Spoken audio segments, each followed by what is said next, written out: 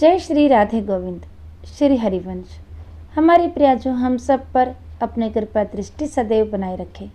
आज हम इस वीडियो में ज्येष्ठ मास महात्म्य में अध्याय 3 सुनेंगे। इससे पिछले वीडियो में हमने ज्येष्ठ मास महात्म्य में अध्याय 2 सुना था, जिसमें हमने दही और चावल के दान का महत्व जाना था और किस प्रकार अनजाने में किए हुए चावल और दही के दान से एक ब्राह्मण को मोक्ष की प्राप्ति हुई। इस कथा का महात्म्य हमने सुना। आप सबने अगर अध्याय 2 नहीं सुना है तो उस अध्याय को भी जरूर सुनिए। और आज इस वीडियो में ज्येष्ठ मास महात्म्य के अध्याय 3 में हम ज्येष्ठ मास में किए जाने वाले सभी व्रतों का वर्णन सुनेंगे जो स्कंद जी सभी मुनियों को बताते हैं। तो आज का अध्याय शुरू करने से पहले सर्वप्रथम पूजनीय भगवान श्री गणेश जी हमारे इष्ट देव और हमारे सतगुरुदेव भगवान के श्री चरणों में वंदन करते हैं और आज का अध्याय शुरू करते हैं।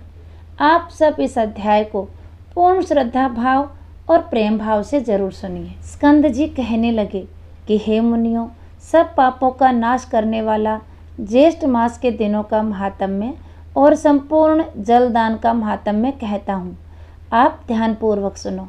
ज्येष्ठ शुक्ल एकम से लेकर ज्येष्ठ शुक्ल दशमी पर्यंत पवित्र दशहरा नामक व्रत करना चाहिए।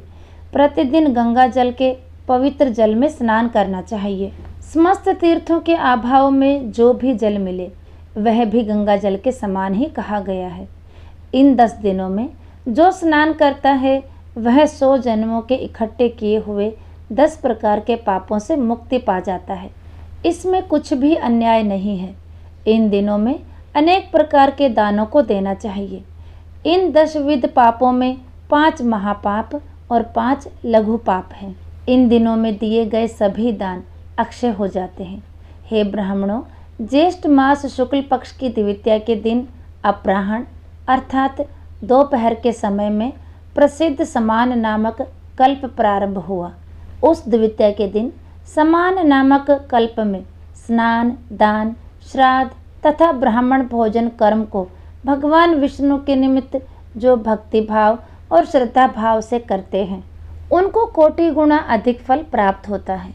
और ज्येष्ठ शुक्ल तृतीया के दिन पंचांगनी साधक नामक व्रत आरंभ होता है।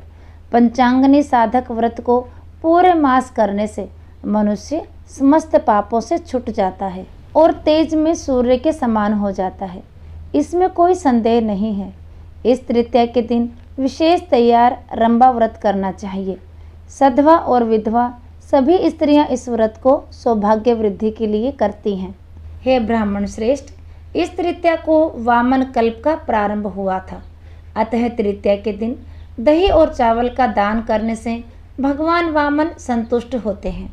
आज के दिन विधि पूर्वक श्राद्ध, तर्पण और ब्राह्मण भोजन करने के कर्म को करना चाहिए।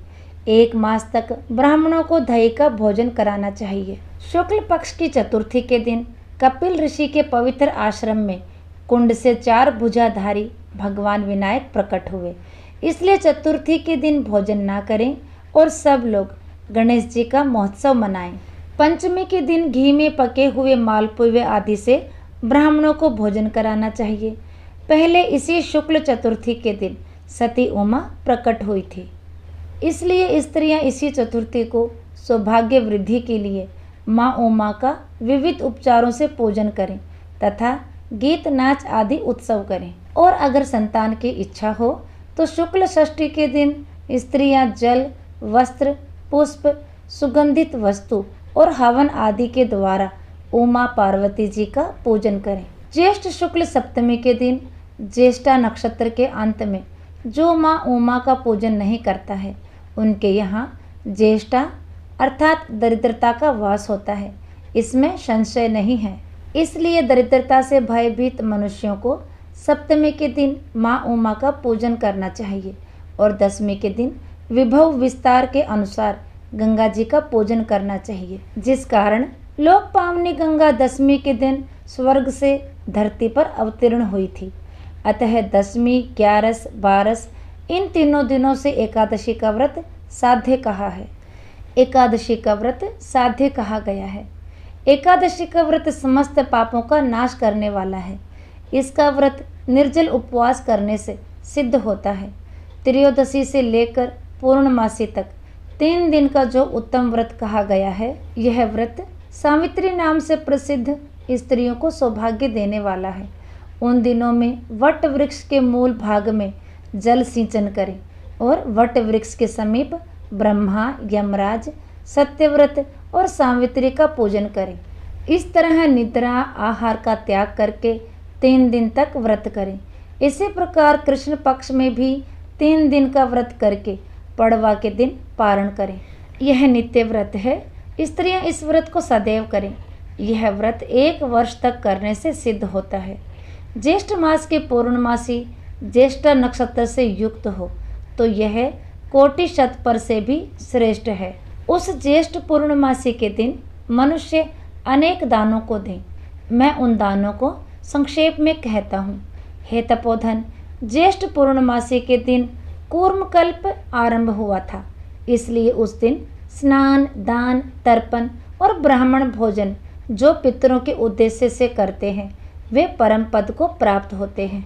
हे भूसुर, सतयुग के आरंभ में जिस ज्येष्ठ पूर्णिमा के दिन मनवंतर कल्प आरंभ हुआ था, इसलिए उस दिन श्राद्ध दान करना पितरों के लिए तृप्तिदायक कहा गया है।